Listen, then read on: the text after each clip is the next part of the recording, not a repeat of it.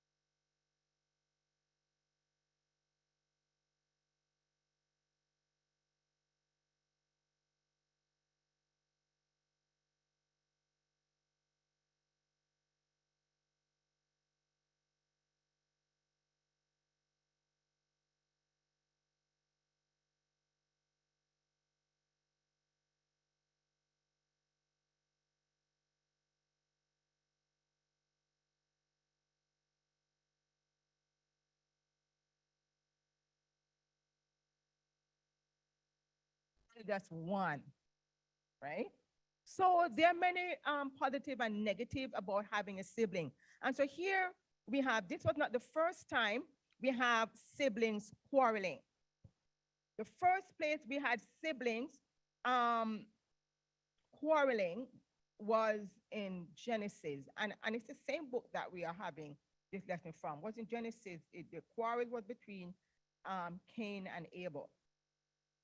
So what is something in your possession that you have held on for a long time? And we all have things that we hold on to, heirloom, that we keep.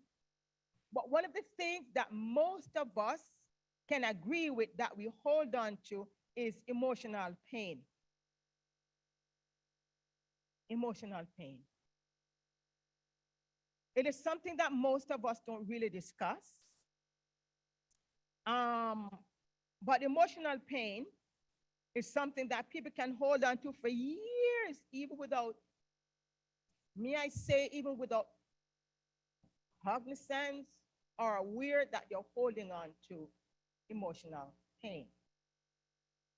And is there emotional pain in this passage?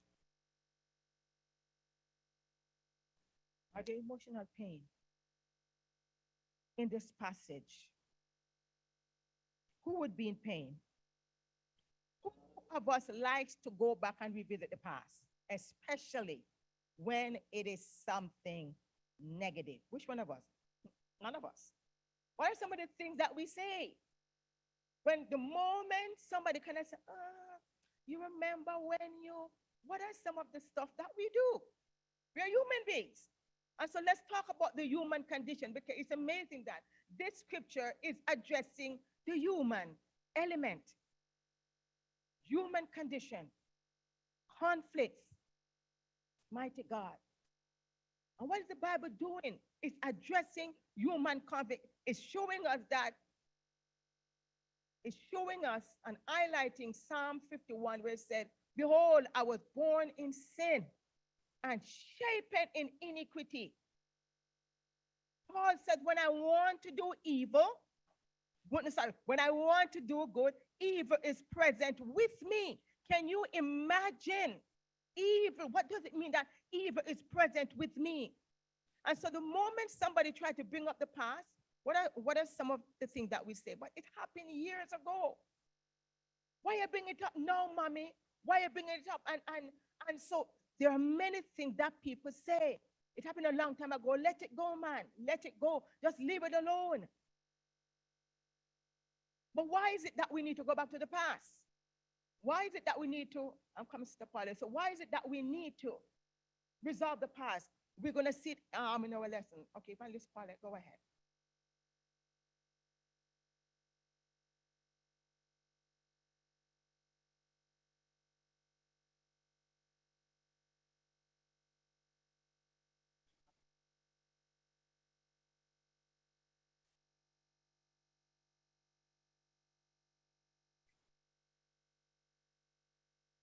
For that great point, because in this lesson, you said that they want to move forward. And by the way, whenever I study this lesson, wherever the Lord wants a lesson to go, so even though I have it on here, the Lord is the one that is in charge.